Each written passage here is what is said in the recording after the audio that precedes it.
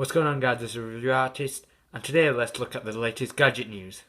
So guys, today is the 7th of April, and here I'm on CRAVE by Cnet, and let's take a look at some of the news, shall we? So this is a new store where it wants to charge your smartphone in 30 seconds, and they want to try it on their S4, and they should get around to doing it.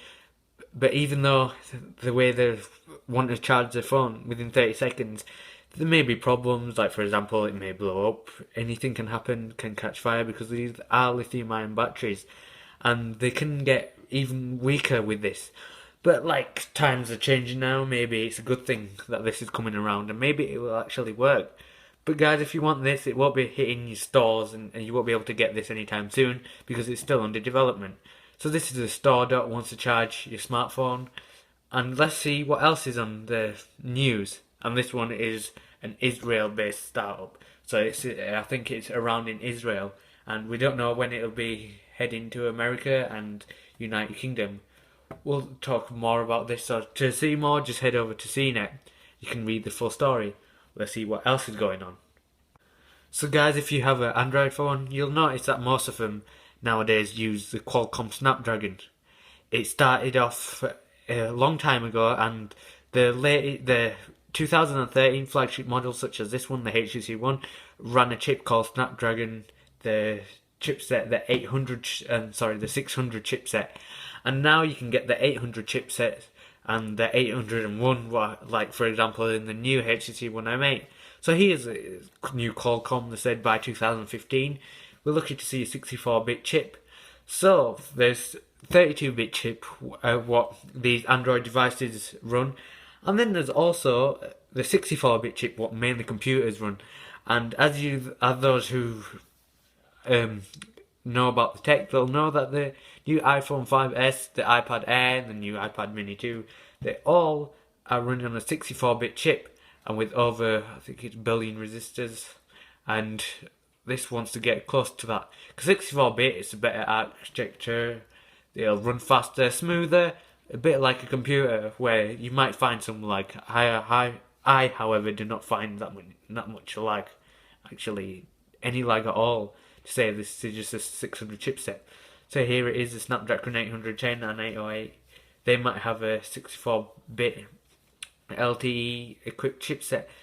So you can see the Snapdragon 801 heading over to the stores now, but the 64-bit chip. However, we would expect that because Android are always a step ahead, especially with Samsung, surely the S5 should have been something with a 64-bit chip, and maybe even more. I don't know if they'll be able to do more, but you know, Samsung want to do stuff like this, and so do Google, whereas Apple, they usually tend to have the lower processors, and Android phones have much more power. But using that power, the software doesn't really use all that power. But now, because the new iPhones and iPads, they have a 64-bit chip, the A7, they run really smooth, and yeah, it's amazing. I have an iPad Air, and the 64-bit chip, you can really tell the difference between the old one and the new one. But at least if you weren't going to do it in 2013, Google, you can do it in 2014. They're thinking that they're going to do it in 2015. What do you think, guys? Do you think that's too long to wait? I know I do. But let's see what more news is.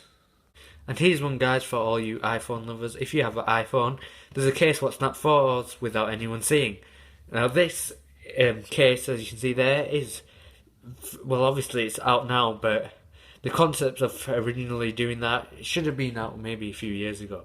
But nevertheless, now that it can hit us maybe by 2014 or maybe by 2015, that is a good idea. But what is this going to do? Like, is it going to hack people's privacy? Because obviously you were on the bus or a train and someone just there with the iPhone and secretly snaps a photo of you. What would you think?